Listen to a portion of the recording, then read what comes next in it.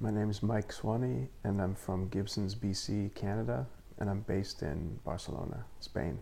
I mix between painting, drawing, sculpture, and right now I'm in Los Angeles doing a mosaic mural.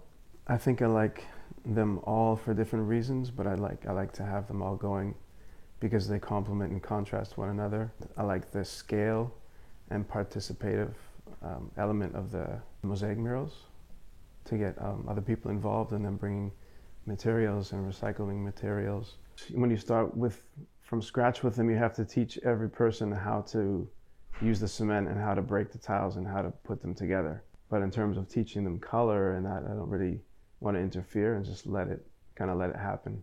They often change the drawing in ways that I wouldn't have done and wouldn't have been able to do, and that produces like more authentic results, I think.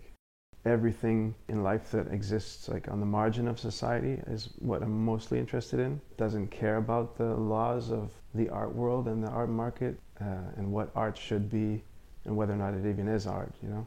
I mean, I've always worked with people and collaborated with people, and I've always encouraged people who don't do art to do art. So that's always been a part of my practice. Nice way to disconnect from your ego and share and inspire others too. And that way, like incorporating other people's belongings into the mural, it makes the community more involved in the project, and it makes them just love the project more. It's a unique experience. Like every time someone brings something, I try to encourage them to break their own things. And yeah, sometimes it feels bad because sometimes they're really beautiful objects and you don't want to break them, but you have to put them into the wall. So there's this kind of dilemma. And then they take the hammer and they're super happy after breaking it. Putting in those thousands of pieces and finishing the puzzle, really, it's a lot of work. So it's nice to have an element where you're working with people too, otherwise you get pretty self-centered about the work. And then when it's finished, I like it and appreciate it for a short period of time, and then I just don't look at it anymore in general. I go straight to the next thing. So I don't like relish in whether the artwork is good or not. The most normal thing that happens is my favorite works are the least favorite works of others.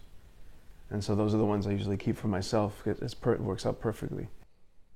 I like these murals because you're working really up close and in a lot of intricate detail and not thinking too much about the overall composition until you step back.